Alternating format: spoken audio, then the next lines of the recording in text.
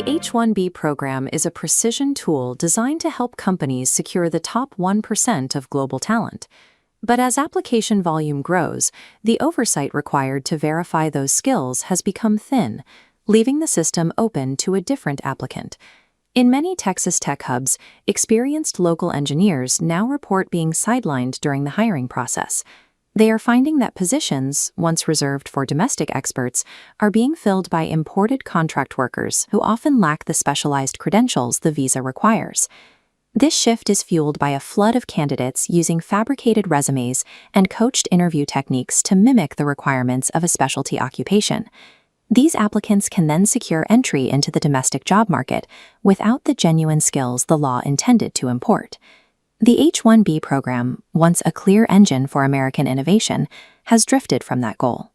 It now functions as a high-volume pipeline for entry-level labor, directly competing with the domestic professional workforce it was supposed to supplement. To see how this labor pipeline operates, we have to follow the paperwork to its physical destination. In Texas, that search frequently leads to unassuming office parks that claim to be the headquarters for hundreds of foreign tech workers.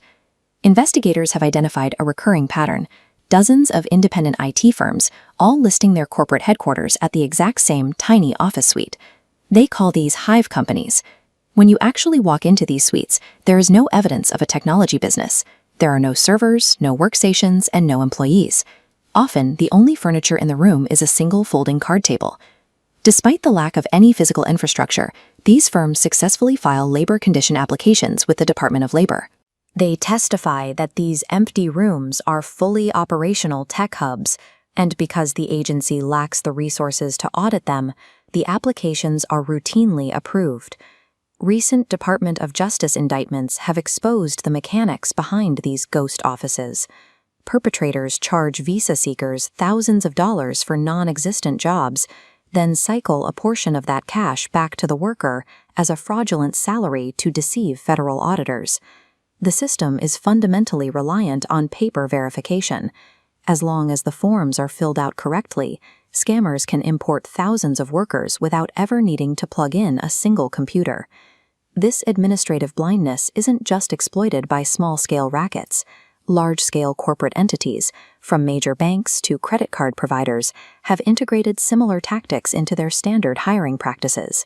To bypass the requirement to hire Americans first, recruiters may offer a role to a qualified local engineer at a salary drastically below the market rate.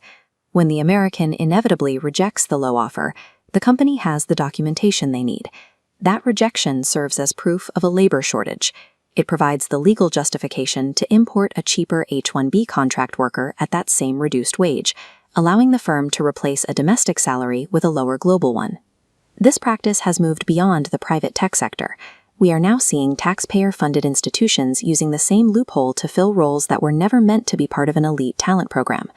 Public school districts and state agencies are increasingly listing H-1B workers for standard, non-specialized jobs, including middle school math teachers, graphic designers, and social workers. Even state universities are utilizing the program. They are bypassing local graduates to fill positions for athletic trainers and educational assistants with foreign visa holders. By treating nearly any professional role as a specialty, these institutions have turned a selective visa program into a general labor-saving tool. When the professional job market is open to global wage competition in this way, the domestic consequences are significant and multi-layered. Local housing markets feel the first shock. Artificial demand from thousands of imported workers, who often share single-family homes across multiple generations, can rapidly price local residents out of their own neighborhoods. This chart shows the correlation between the volume of approved H-1B visas and corporate offshoring activity. As the intake of contract labor rises, we see a parallel increase in corporate moves to shift operations overseas. At the same time, we see an upward trend in unemployment among skilled domestic professionals.